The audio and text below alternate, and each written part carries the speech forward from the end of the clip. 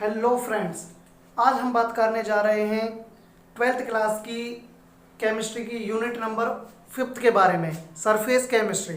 इससे पहले हम अपनी 4th unit chemical kinetic complete कर चुके हैं, जिसमें हमने बोर्ड पॉइंट ऑफ व्यू से मोस्ट इम्पोर्टेंट क्वेश्चन भी देखे थे, न्यूमेरिकल भी करे थे। अब जिसने भी वो चैप्टर 4th नहीं करा है, वो चैनल की प्लेलिस्ट से जाकर के वहाँ से अपना पूरा चैप्टर रिवाइज कर सकता है। तो देखिए, आज हम शुरू करने जा रहे हैं आपकी यूनिट 5th सरफेस केमिस्ट्री। तो सबसे पहली बात, सरफेस केमिस्ट्री कहते किसे हैं। कोशिश करना कि साथ के साथ आप अपने खुद के नोट्स बनाएं, अपनी कॉपी पेन निकालिए और मेरे साथ नोट्स बनाना शुरू करिए।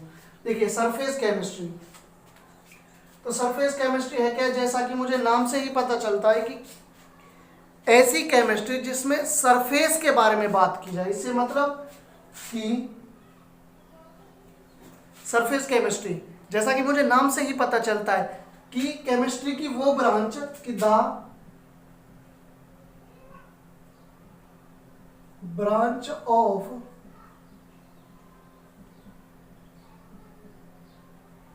केमिस्ट्री, केमिस्ट्री की वो branch in which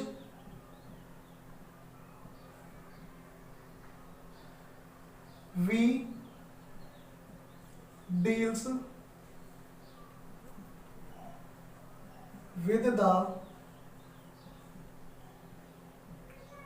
study of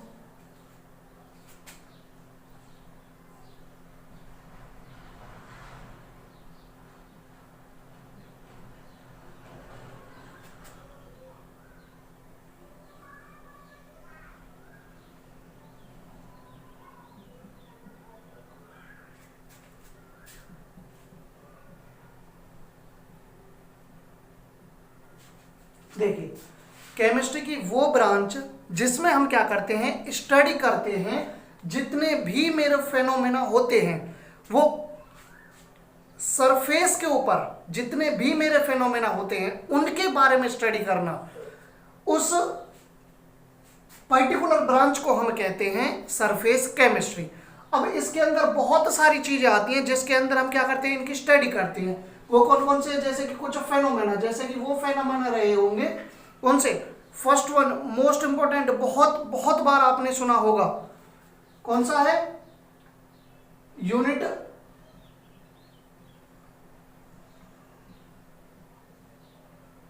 dish solution, unit 2 solution के अंदर आप ये टर्म पढ़ चुके हैं। डिश सॉल्यूशन क्या होता है, जब एक सॉल्यूट को सॉल्वेंट के अंदर ऐड करा जाता है, वो जो प्रोसेस होता है, उन दोनों का जो एडिंग का प्रोसेस होता है, उसे क्या बोलते हैं, डिश सॉल्यूशन। सेकंड वन कौन सा है, क्रिस्टलाइजेशन।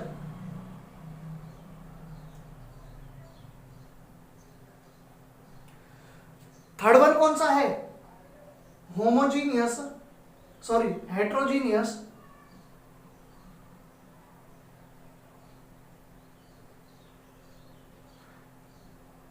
कैटालाइसिस। अब हेट्रोजीनियस कैसे, कैटालाइसिस क्या है, कैटालाइस एक कैटलिस्ट बेसिकली काम क्या करती है, कैटलिस्ट का काम होता है किसी भी रिएक्शन के रेट को अफेक्ट करना। जर्नली कैटलिस्ट काम क्या करते हैं, रिएक्शन को इनिशिएटिव देने के काम आते हैं। अब ये जो कैटलिस्ट है, हेट्रोजीनियस जो कैटलिस्ट है, हालांकि इसी का ये टॉपिक है जिसे बाद में हम इन डिटेल पढ़ेंगे, लेकिन फिर भी मैं इसका ओवरव्यू आपको बता देता हूं कि हेट्रोजीनियस कैटलिस्ट क्या काम करते हैं। सबसे पहले रेट ऑफ रिएक्शन को इनिशिएटिव देने के काम आते हैं। अब कैसे, जो रिएक्टेंट के मॉलिक्यूल हैं अपने, उनसे वो क्या करेंगे, कुछ भी एनर्जी वगैरह लेंगे, उनके बॉन्ड को तोड़ेंगे और कैसे उन्हें इनिशिएटिव करके आगे प्रोडक्ट बनाते, तो इनका क्या रोल है और ये किसके, इसकी क्या प्रॉपर्टी है जिसकी वजह से इसे सरफेस केमिस्ट्री के अंदर रखा गया है, ये हम इन डिटेल पढ़ेंगे आगे जो ये टॉपिक आएगा। नेक्स्ट वन है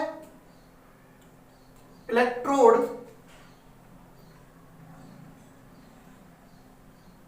प्रोसेस। यूनिट 3 के अंदर हम बहुत अच्छे से पढ़ चुके हैं गैल्वेनिक सेल वगैरह, जिसमें जिंक और कॉपर की रॉड होती हैं। जिंक के इलेक्ट्रॉन जाकर के दूसरे कॉपर के ऊपर चिपकते हैं, वो कौन सा प्रोसेस हो जाता है, इलेक्ट्रोड प्रोसेस। इसी में आता है और एडजॉर्प्शन। ये सभी के सभी क्या प्रोसेस है, ये प्रोसेस है जिनके अंदर होता क्या है, जिनके अंदर बेसिकली ये किसके अंडर में आते हैं, ये जितने भी प्रोसेस है ये इस ब्रांच के अंडर में आते हैं, ये इनमें सभी में क्या होता है, सरफेस फेनोमेना होता है। अब जिसे इस चैप्टर के अंदर हम डिटेल में पढ़ने वाले हैं वो यहां से आएगा आपका, एक तो हेट्रोजीनियस कैटालिसिस, एक आएगा आपका adsorption, electrode process, dissolution of unit 2 के अंदर पढ़ चुके हैं, यूनिट 3 के अंदर इसका पार्ट आ चुका है। ये जो 2 प्रोसेस है ये आपका यूनिट 5 के अंदर है।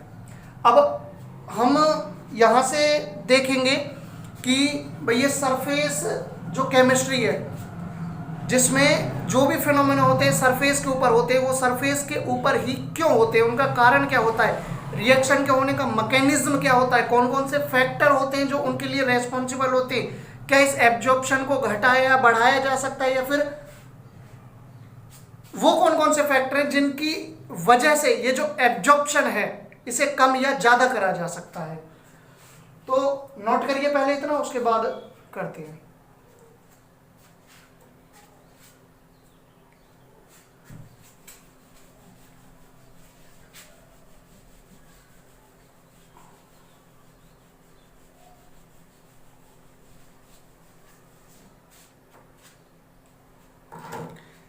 देखिए जरा, एक टर्म आएगी एडजॉर्प्शन, हेडिंग लगाइए एडजॉर्प्शन। एडजॉर्प्शन पहले इसका प्रोसेस बताता हूं, समझिए जरा। एक बीकर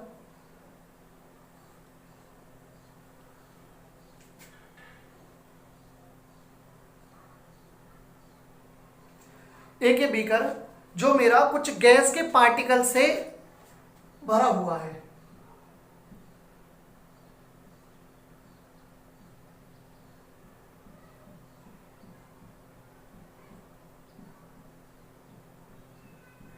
यानी कि एक वेसल जो किससे भरा हुआ है, एक गैस से भरा हुआ है। अब मैं क्या करता हूं, सपोज करिए कि मैंने इसके अंदर एक चारकोल डाला,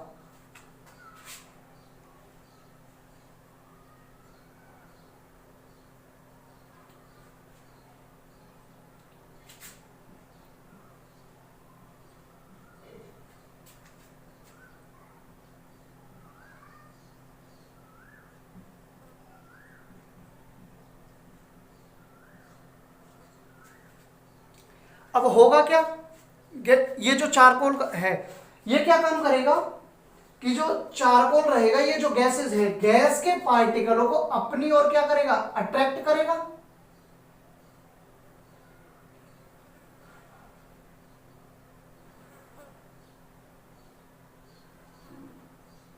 गैस के पार्टिकलों को क्या करेगा, अपनी ओर अट्रैक्ट करना शुरू कर देगा, जिसकी वजह से ये जो चारकोल था मेरा, ये जो चारकोल है, जब चारकोल को किसी एक सॉल्यूशन के अंदर डाला गया, जो गैस का सॉल्यूशन है उसके अंदर डाला गया है, उसकी वजह से क्या हुआ, इस चारकोल का जो ये सरफेस है,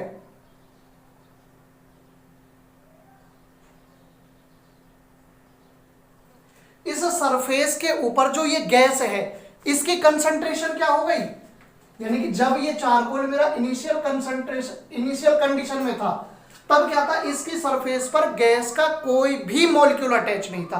लेकिन जैसे ही मैंने इसे किसी वेसल के अंदर डाला तो इसने क्या करा, इन गैसों के पार्टिकलों को अपनी तरफ अट्रैक्ट करना शुरू कर दिया, जिसकी वजह से ये जो गैस के पार्टिकल ये क्या होते हैं, इसकी सरफेस पर ऐसे ये जमा हो जाते हैं। तो अब हुआ क्या, जब गैस के पार्टिकल इसके ऊपर जमा हो गए तो मैं यहां से एक चीज बोल सकता हूं कि जो ये चारकोल है इसकी सरफेस के ऊपर, जो चारकोल है, चारकोल की सरफेस के ऊपर हुआ क्या, ये जो गैस है इसकी कंसंट्रेशन क्या हो गई, हाई हो गई। यानी यहां गैस की जो कंसंट्रेशन है इस चारकोल के ऊपर 0 है, यहां पर क्या हो गई, अपने मैक्सिमम स्टेज तक पहुंच गई। तो क्या बोलूंगा, एब्जॉर्प्शन है क्या, तो एब्जॉर्प्शन एक प्रोसेस है जिसके अंदर होता क्या है कि एक सब्सटेंस के ऊपर किसी दूसरे सब्सटेंस की जो अटैचमेंट होती है, अट्रैक्शन होता है, वो क्या होता है, अपने ऑप्टिमम स्टेज तक होता है। अब इसी का जरा एक और एग्जांपल लेके समझते हैं। समझिए कि एक बीकर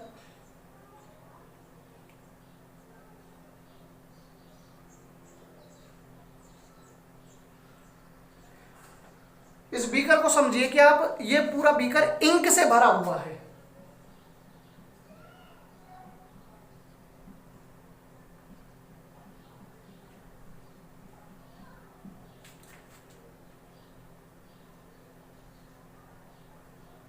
इंक से भरा हुआ है।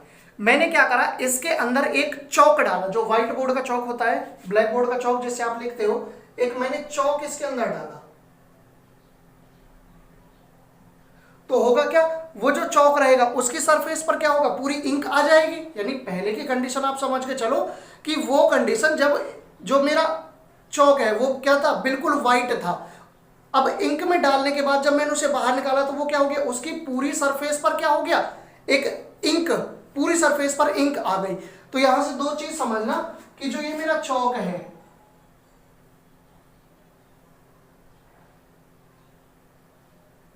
ये जो चौक है, इसकी सरफेस पर क्या गई, ये आ गई इंक।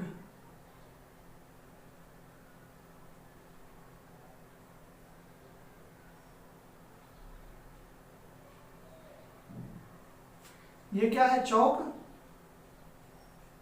ये इंक। ऐसे ही ये वाला क्या है, चारकोल, और ये क्या है, गैस। समझिए। अब इन दोनों एग्जांपल में देखना जरा, फर्स्ट वाले में जो चारकोल मैंने डाला है, जो चारकोल डाला है, इस चारकोल को मैं एक पर्टिकुलर नाम देने वाला हूं। इसे क्या बोलेंगे, एडजॉर्बेंट। अभी समझेंगे इसका मतलब क्या है, एडजॉर्बेंट। इस गैस को मैंने नाम दे दिया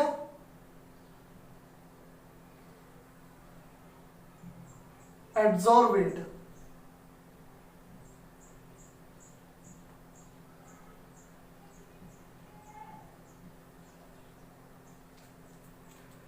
तो है क्या, तो एडजॉर्प्शन है क्या, एडजॉर्प्शन एक फेनोमेना है जिसके अंदर होता क्या है, जिसके अंदर किसी भी एक सब्सटेंस के सरफेस पर किसी दूसरे सब्सटेंस की जो कंसंट्रेशन है वो क्या हो जाती है, हाई हो जाती है, अपने मैक्सिमम स्टेज तक पहुंच जाती है। तो इसे मैं क्या बोलूंगा यहां से, तो इसे यहां से मैं बोल पाऊंगा कि इसे क्या बोलेंगे,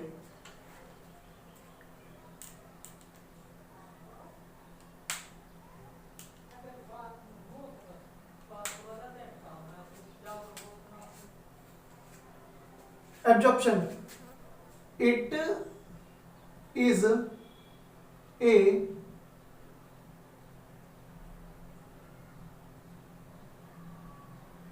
ए फेनोमेना, ये एक फेनोमेना है जिसके अंदर क्या होता है,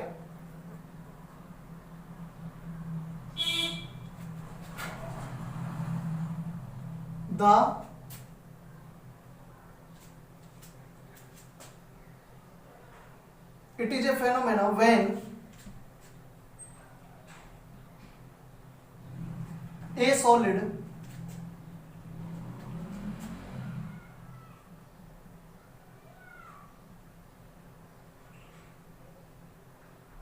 emerged into the gas or liquid, then the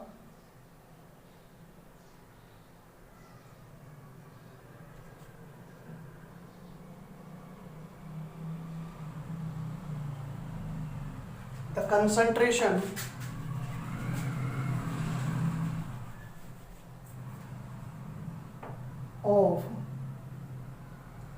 gas और liquid is high at the surface of solid. तो यहां से मैंने क्या बोला कि जो सॉलिड है उस सॉलिड के ऊपर जो लिक्विड या फिर जो गैस है, पहले एग्जांपल में क्या है गैस, सेकंड एग्जांपल में क्या है लिक्विड, कि लिक्विड और गैस की जो कंसंट्रेशन है वो उस सॉलिड के ऊपर क्या हो जाती है, हाई हो जाती है। उस फेनोमेना को मैं क्या बोलता हूं, एडजॉर्प्शन। आइए बात समझ। अब यहां से मैंने क्या बोला था कि वो सब्सटेंस, तो यहां से एक बात, ये जो चौक है अब इसके ऊपर क्या हो गया, एक जैसे मैंने इसे इंक में डुबोया तो इसके ऊपर क्या हो गया, पूरी की पूरी एक इंक आ गई। अब वो सब्सटेंस जो क्या करता है, खुद एड्सॉर्ब होता है, वो सब्सटेंस जो खुद एड्सॉर्ब होता है, यहां पर एड्सॉर्ब क्या हो रहा है, फर्स्ट एग्जांपल में गैस और सेकंड एग्जांपल में क्या है, इंक। यानी कि फर्स्ट एग्जांपल में एक तो गैस, सेकंड में क्या है, इंक। वो substance, the substance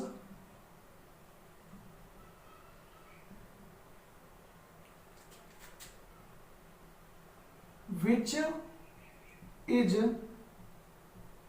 adsorbed, which is adsorbed is called adsorbate। यानी कि वो सब्सटेंस जो किसी भी सॉलिड के ऊपर क्या होने वाला है, एड्सॉर्ब होने वाला है, उसे बोला जाता है एड्सॉर्बेट।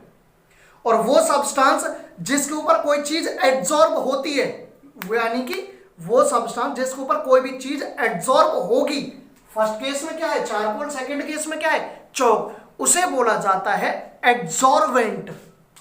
यानी कि द सब्सटेंस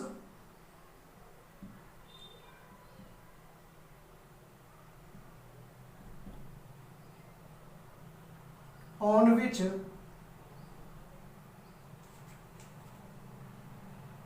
the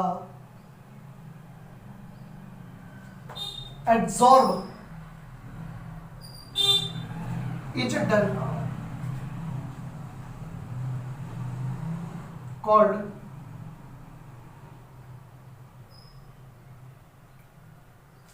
absorbent।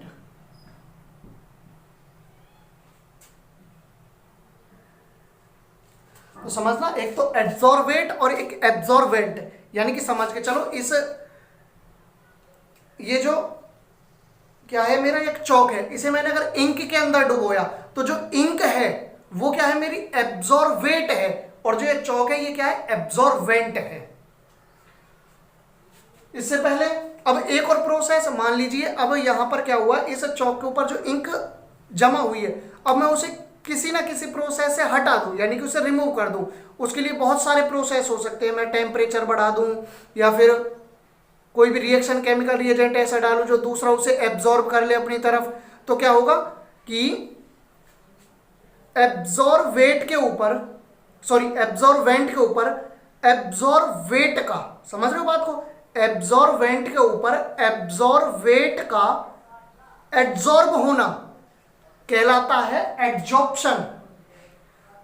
अब इसका रिवर्स प्रोसेस कैसे, एड्सॉर्वेट के ऊपर से, सॉरी एब्जॉर्वेंट के ऊपर से एब्जॉर्वेट का रिमूव होना, उस प्रोसेस को हम कहते हैं डिसॉर्प्शन। कैसे, ये नोट कर लिया होगा।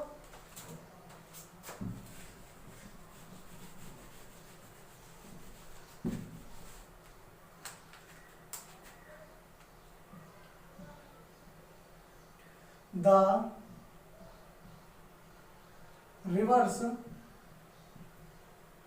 process of the adsorption is known as desorption. उस प्रोसेस को क्या कहते हैं, यानी उसका जो अपोजिट प्रोसेस होता है उसे बोलते हैं डिसॉर्प्शन। एक और बहुत इंपॉर्टेंट टर्म है, वो भी देखिए जरा।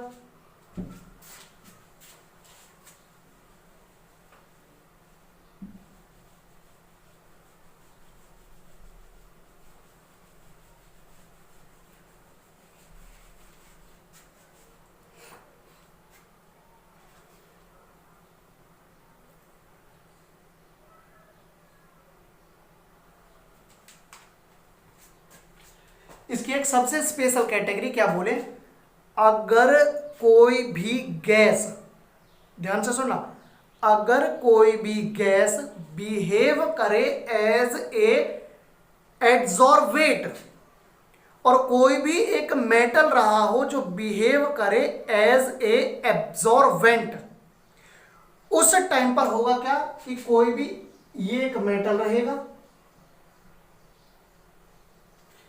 ये कोई भी एक गैस रहेगी। गैस किसका काम करेगी, एड्सॉर्बेट का। ये किसका काम करेगा, एड्सॉर्बेंट का। यानी कि प्रोसेस अब भी वही हो गया, कौन सा, एड्जॉर्प्शन, लेकिन इस स्पेशल केस को नाम दिया जाता है OCC ऑक्लूएशन, OCCLUTION, ऑक्लूशन, या फिर इसे ऐसे बोल देते OCCLUSION।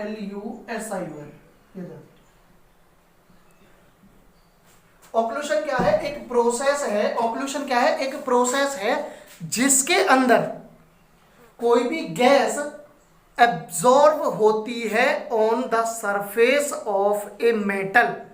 This process is known as the occlusion. तो यहां तक नोट करिए, चलते हैं अपने नेक्स्ट टॉपिक की तरफ।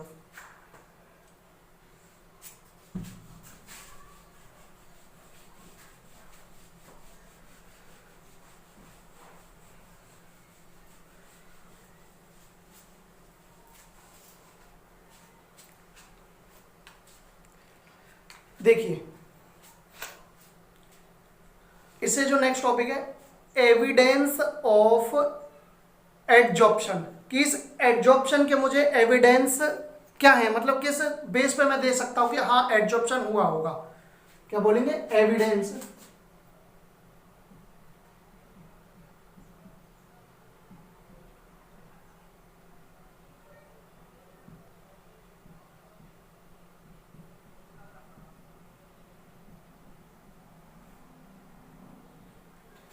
फर्स्ट वन बहुत कॉमन है, बहुत कॉमन।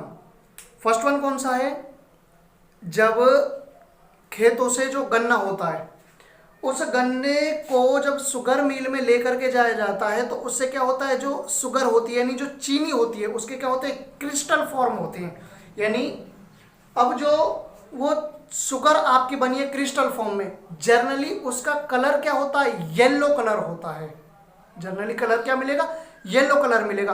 अब उस येलो कलर को हटाने के लिए, उस येलो कलर को हटाने के लिए क्या होते हैं, एनिमल सेल के, जो एनिमल सेल होता है उसका यूज करा जाता है एज ए एब्जॉर्बेट, जो क्या काम करता है, उसमें से, उस क्रिस्टल में से उस येलो कलर को क्या करता है, एब्जॉर्ब कर लेता है, और आप तक जो शुगर प्रोवाइड करी जाती है उसके क्रिस्टल क्या होते हैं, प्योरली वाइट होते हैं। तो सबसे फर्स्ट वन एग्जांपल है to purification of the sugar. Second, TV वगैरह में आप एक एडवर्टाइजमेंट बहुत देखते होंगे कि जैसे कि चारकोल बेस फेस पैक, या sorry charcoal base face wash. अब उसके अंदर क्या होता है कि जितने भी आपके मॉइस्चर मतलब डस्ट वगैरह हैं, एक ग्लास उसके अंदर क्या होता है, पूरी डस्ट वगैरह डाल देते हैं, एक चारकोल का एक गोला सा, जब उसे उसके अंदर ड्रॉप करा जाता है तो क्या करता है, सारी डस्ट वगैरह को क्या करता है, अपने अंदर एब्जॉर्ब कर लेता है, और वो वाटर आपको कैसा दिखता है, प्योरली बिल्कुल कलरलेस, जिसके अंदर कोई कलर नहीं होता, प्योर, बिल्कुल प्योर वाटर दिखता है। तो सेकंड एग्जांपल ये है जो जो मुझे बताता है कि हाँ एब्जॉर्प्शन क्या है, मेरा एक प्रोसेस है जिसे मैं रियल लाइफ में भी यूज करता हूँ। यानी कि जो फेस वॉश होता है वो भी आपका क्या काम करता है, जितने भी आपके चेहरे पर जो डस्ट वगैरह है वो लगी हुई है उसे क्या करता है, एब्जॉर्ब करने का काम करता है, जिससे आपकी स्किन क्या होती है कि डस्ट फ्री दिखाई आपको देती है वो। ठीक है, अब पढ़ते हैं कि एब्जॉर्प्शन होता कैसे है। ठीक है, ये बात तो पढ़ी कि एब्जॉर्प्शन है, एब्जॉर्बेट है, सारी चीज समझ आई, लेकिन अभी तक ये चीज देखिए कि ये एब्जॉर्प्शन यानी कि ये होता क्यों है, ये जो पीछे की ये सारी कहानी हो रही है ये क्यों होती है। तो हेडिंग लगाइए मैकेनिज्म ऑफ एब्जॉर्प्शन।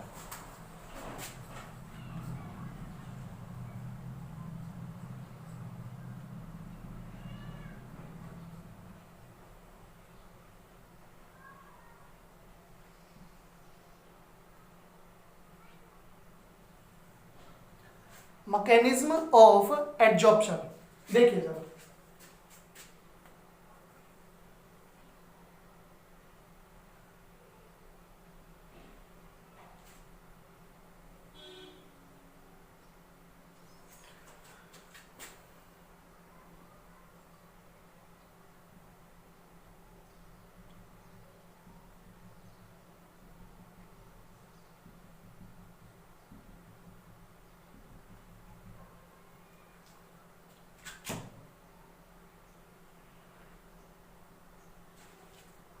देखिए जरा, फर्स्ट वन क्या है, बीकर। उस बीकर के अंदर मैंने क्या करा, एक लिक्विड फिल करा और ये ऊपर एक एब्जॉर्बेट। तो देखते हैं कि जरा ये एब्जॉर्प्शन है जो ये होता कैसे है।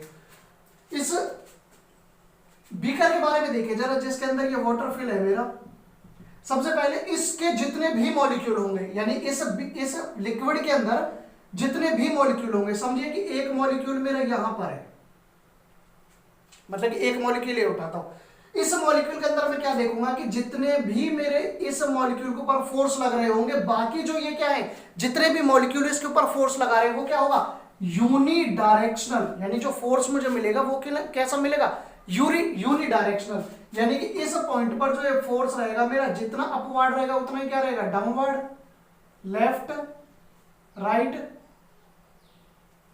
दिख रहा है यहां से। अब बात ये समझिए कि चलो ये तो मुझे मिला, इसके ऊपर नेट फोर्स जो मुझे मिला वो कितना मिला, 0। यानी कि हर डायरेक्शन में एक अपोजिट फोर्स उसका मुझे मिल रहा है। अब बात करते हैं जरा, जब ये कोई भी एक लिक्विड है, लिक्विड का मॉलिक्यूल जो सरफेस पर होगा, यहां उसका जो फोर्स है इसका मुझे रिजल्टेंट क्या मिल जाएगा। बात आती है अब जो डाउनवर्ड मुझे फोर्स जितने भी मिलेंगे, डाउनवर्ड फोर्स जितने भी मुझे मिलेंगे उनका मुझे कोई अपवर्ड फोर्स नहीं मिल रहा। क्यों, ऊपर कोई मॉलिक्यूल ही नहीं है, वो फोर्स लगाएगा कहां, एयर पर। तो इसकी वजह से क्या होता है, इनकी वजह से, यानी इस डाउनवर्ड फोर्स की वजह से इसके सरफेस पर एक फेनोमेना, एक प्रोसेस क्रिएट हो जाता है जिसे आप बोलते हो सरफेस टेंशन। क्या बोलूंगा, फर्स्ट पॉइंट बनाऊंगा कि सरफेस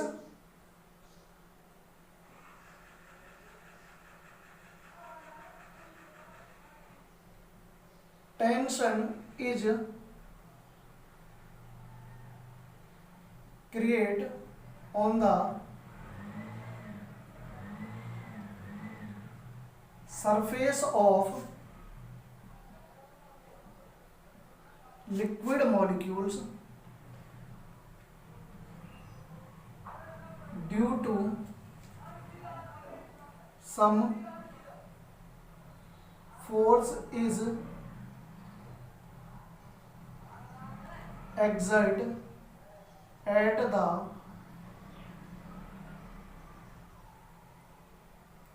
डाउनवर्ड। यानी कि डाउनवर्ड फोर्स की वजह से क्या होता है, उसके अंदर मुझे क्या होता है, एक सरफेस टेंशन क्रिएट होने लगता है। बिल्कुल सेम सिचुएशन होती है इस मॉलिक्यूल में। यहां भी क्या रहेगा, जो इसका ये वाला पार्ट रहेगा, ये वाला पार्ट रहेगा, यहां क्या रहेगा, देखिए इसका ये रिजल्टेंट मिला, ये मिला। अब बात आती है इसके अंदर की, यहां क्या, अब ऊपर भी कोई मॉलिक्यूल नहीं है जिसकी वजह से यह क्या काम करेगा, जिसकी वजह से ये भी क्या करेगा, अपना इनवर्ड फोर्स एक क्रिएट हो जाएगा इसके अंदर भी। अब जब दोनों मॉलिक्यूल आपस में एक दूसरे के कांटेक्ट में आते हैं तो होगा क्या, ये जब ये जो चारकोल यहाँ आएगा, अब इसका ये वाला जो पार्ट रहेगा, डाउनवर्ड फोर्स इसके ये हैं जो इसके इनर साइड पर लग रही हैं, जिसकी वजह से क्या होंगे, ये जो मॉलिक्यूल है ये क्या काम करेगा, इसे अट्रैक्ट करने का काम करेगा, किसकी तरफ, इसके सरफेस की तरफ, जिसकी वजह से इसका नेट फोर्स क्या हो जाएगा, एग्जैक्ट जीरो हो जाएगा बाकी के जितने भी मॉलिक्यूल है मेरे उन्हीं की तरह। कैसे, ये वाला मॉलिक्यूल क्या काम, ये क्या वाला काम करना चाहता है कि इसे अपवर्ड फोर्स मिल जाए जिसकी वजह से इसका सरफेस टेंशन खत्म हो, ऐसे ये मॉलिक्यूल है इसे क्या काम करे, इसे भी अपवर्ड फोर्स मिले जिसकी वजह से इसका टेंशन खत्म हो। तो ये दोनों क्या काम करने लगते हैं जी, ये एड्जॉर्बेट और एब्जॉर्बेंट दोनों सरफेस टेंशन के कारण एक दूसरे को क्या करने लगते हैं, अट्रैक्ट करने लगते हैं। क्यों, क्योंकि दोनों के अंदर फोर्स क्रिएट हो रहा है। तो कौन सा फोर्स, अट्रैक्शन फोर्स। दोनों चाहते हैं कि कोई एक ऐसा मॉलिक्यूल आए जिसे मैं अपनी तरफ खींचूं। सेकंड पॉइंट क्या है कि adsorbate and absorbent attract to each other, एक दूसरे क्या करते हैं, अट्रैक्ट करते हैं, attract to each other due to there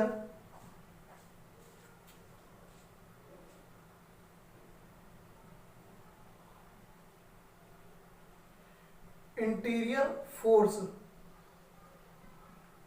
which is create due to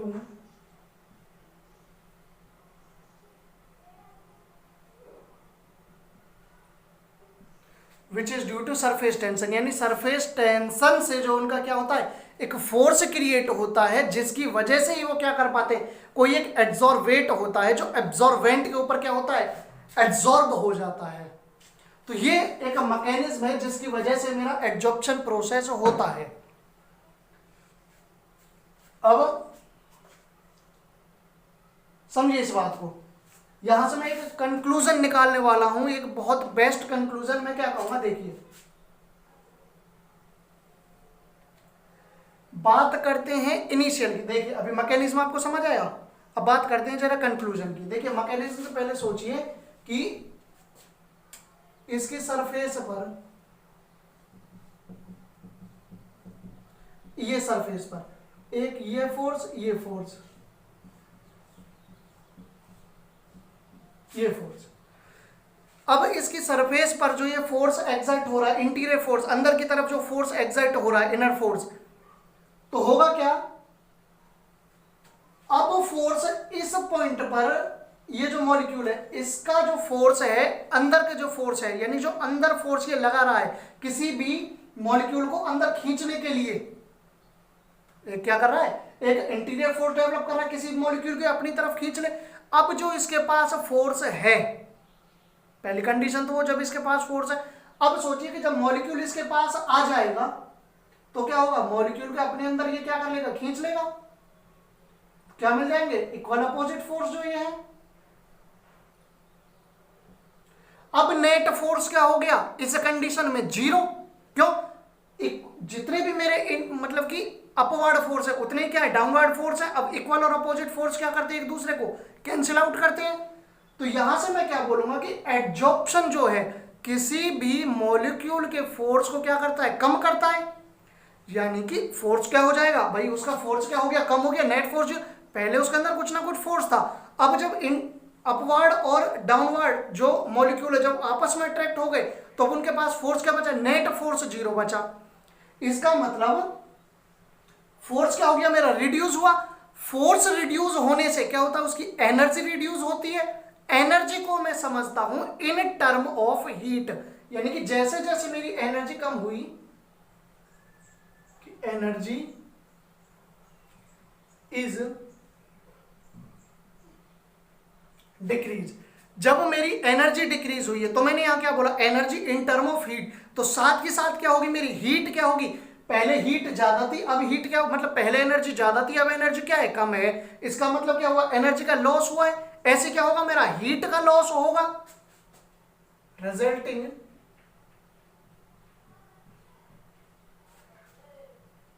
loss of heat. समझिए, ये हीट और एनर्जी कोई अलग टर्म नहीं है, हीट ही अपने आप में एक एनर्जी है। यानी कि जो टेम्परेचर होता है, टेम्परेचर एक अलग फैक्टर है। टेम्परेचर मैंने बोला कि 10 डिग्री सेल्सियस है। अब मैंने क्या करा, एक मान लीजिए एक बीकर है, उस बीकर का टेम्परेचर 10 डिग्री सेल्सियस है, उसके अंदर जो पानी भरा हुआ, मैंने उसे टेम्परेचर को बढ़ा करके कर दिया 20। अब जो आप पर्टिकुलर किसी पॉइंट पर उसका टेम्परेचर, जो तापमान माप रहे वो टेम्परेचर है, लेकिन टेम्परेचर 10 से जो 20 डिग्री सेल्सियस हुआ वो हुआ इन टर्म ऑफ हीट। यानी जो टेम्परेचर है वो फ्लो कैसे करता है, हीट की टर्म में फ्लो करता है। यानी कि जब भी टेम्परेचर मेरा मूवेबल है तो उसे क्या बोलूंगा, हीट। यानी कि हुआ क्या, तो एनर्जी और ये जो हीट है ये कोई अलग टर्म नहीं है, एक ही टर्म है, यानी उसी की एक फॉर्म है। आप बोल दो कि भाई मुझ में और ये जो मेरा हाथ है इसमें क्या डिफरेंस है, तो ये मतलब एक नथिंग, कोई मतलब कोई सेंस ही नहीं है। तो इसी तरह से मैं बोलूँ एनर्जी और हीट में क्या डिफरेंस, ये कोई सेंस नहीं है। कि ये बोलूंगा कि जो हीट है वो एनर्जी का ही एक पार्ट है। जैसे मेरी बॉडी है, मेरी बॉडी के बहुत सारे पार्ट है, आंख है, नाक है, कान है, तो ऐसे ही एनर्जी का एक पार्ट है हीट। अब जैसे जैसे एनर्जी कम होगी ऐसे ऐसे मेरी हीट क्या होती जाएगी, कम होती जाएगी। अब जब हीट कम हो रही है, बाहर निकल रही है, इसका मतलब कौन सा प्रोसेस, एक्सोथर्मिक प्रोसेस। तो यहां से क्या बोलूंगा, जो एड्जॉर्प्शन है, जो एड्जॉर्प्शन है ये कैसा प्रोसेस है, ये एक एक्सोथर्मिक प्रोसेस है। तो एड्जॉर्प्शन इज ए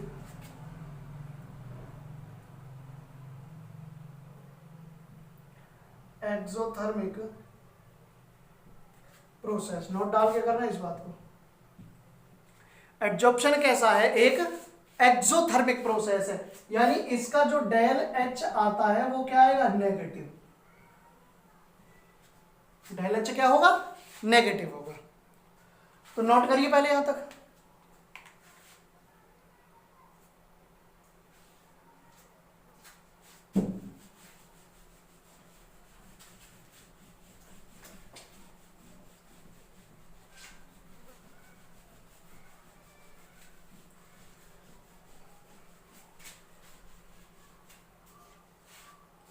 देखिए जरा, मैं क्या बोलूं कि जो वही एग्जांपल लेते हैं, ये चौक है,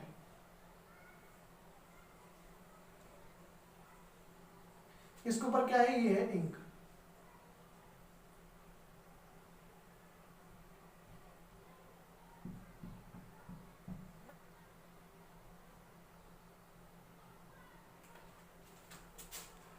कि क्या करा, जैसे इस चौक को हमने क्या करा था, एक इंक के अंदर डाला था, इंक की एक वेसल था उसके अंदर डाला था, तो क्या हुआ, इसके सरफेस पर क्या हुआ, पूरी इंक क्या हुई, एड्जॉर्ब हो गई। उस प्रोसेस को क्या बोला मैंने, एड्जॉर्प्शन। अब मान के चलता हूं कि कुछ इंक के मॉलिक्यूल कुछ इसके अंदर भी आ गए होंगे। तो ऐसे एक फैक्ट समझिए, सबसे फर्स्ट पॉइंट,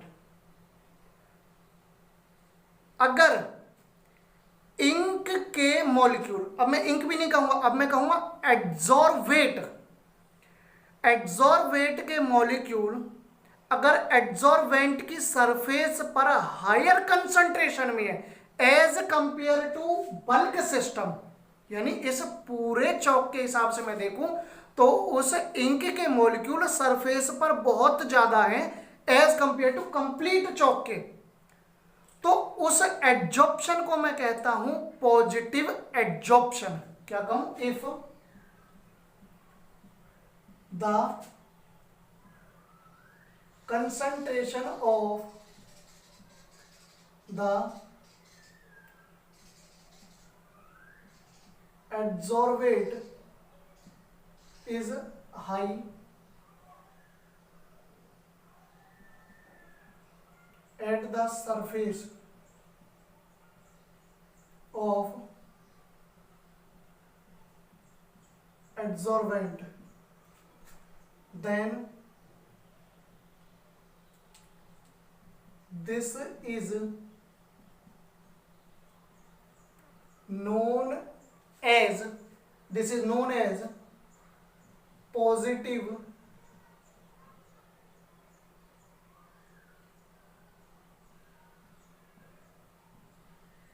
adsorption। तो उसे क्या बोलूंगा मैं, पॉजिटिव एड्जॉर्प्शन। अब समझ के चलिए कि इन चौक को हम दो कैटेगरी में लेते हैं, एक आपका नॉन डस्ट वाला चौक, एक अपना सिंपली जो डस्ट वाला चौक होता है। उन दोनों को आपने क्या करा, अलग अलग बीकर के अंदर डाला। अब उस चौक के बारे में सोचिए जो नॉन डस्ट चौक है, उसकी क्या होगी, जो सरफेस है वो क्या होगा, बहुत ज़्यादा स्मूथ होगा। दूसरा जो डस्ट वाला चौक है, उसकी जो सरफेस होगी वो क्या होगी, पोरिड होगी, यानी कि छोटे छोटे छेद होंगे। अब उन दोनों की अगर मैं बात करूं तो इसकी सरफेस पर जो इंक होगी बहुत ज़्यादा होगी। अगर इस चौक को मैं अंदर से तोड़ के देखूं तो इसके अंदर जो इंक होगी वो ना के बराबर होगी। इसके अंदर जो इंक होगी कौन से, नॉन डस्ट वाले चौक में। क्यों, क्योंकि इसका सरफेस क्या है मेरा, बहुत क्लीन है। ये भी एक फैक्टर है जो एब्जॉर्प्शन के लिए क्या होता है, रेस्पॉन्सिबल होता है कि नेचर ऑफ एड्जॉर्वेंट का नेचर है कैसा कि वो चीजों को एब्जॉर्ब करता भी नहीं करता। दूसरी तरफ लीजिए आप किसके बारे में, इस चौक के बारे में जो मैं बात कर रहा हूं, जो कैसा डस्ट चौक है। अब इसमें मेरे सरफेस पर इंक होगी तो मतलब एब्जॉर्ब तो करेगा, साथ के साथ ही अपने अंदर और क्या कर लेगा, इंक को एब्जॉर्ब कर लेगा बहुत अंदर तक भी। यानी कि क्या बोलूंगा कि जो इंक है वो केवल और केवल सरफेस पर नहीं है बल्कि पूरे चौक के अंदर है। और जब इस तरह का एड्जॉर्प्शन होता है तो उसे बोलते हैं नेगेटिव एड्जॉर्प्शन। यानी कि if the concentration of the adsorbate is greater than or equal to the concentration on the surface of the absorbent, then such types of absorbent is known as negative absorbent, negative absorption.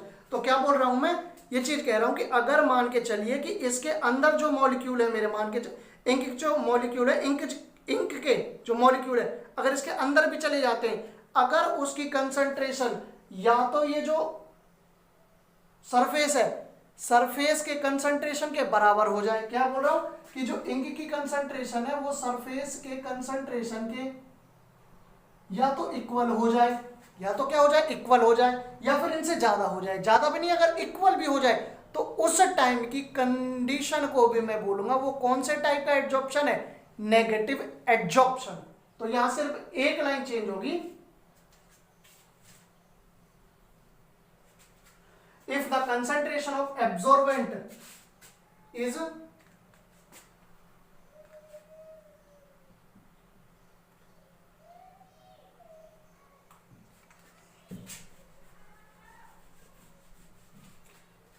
equal is if the concentration of the absorbate is high in the bulk system as compared to surface of adsorbate, adsorbent, then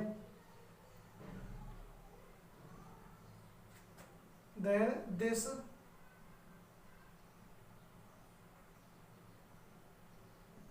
adsorption is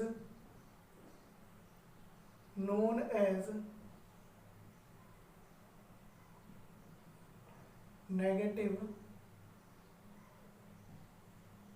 adsorption. तो उस type के adsorption को मैं क्या कहूँगा, negative adsorption. तो आज की वीडियो में बस इतना ही। जितना भी आपको कराया है प्लीज़ उसके अच्छे से नोट्स बनाइए, जितना भी मैं कराता हूँ उसके साथ के साथ नोट्स बनाते जाइए। ये आपके बोर्ड पॉइंट ऑफ व्यू से और आपके क्लास पर्पज़ के लिए बहुत बहुत ज़्यादा हेल्पफुल होंगे।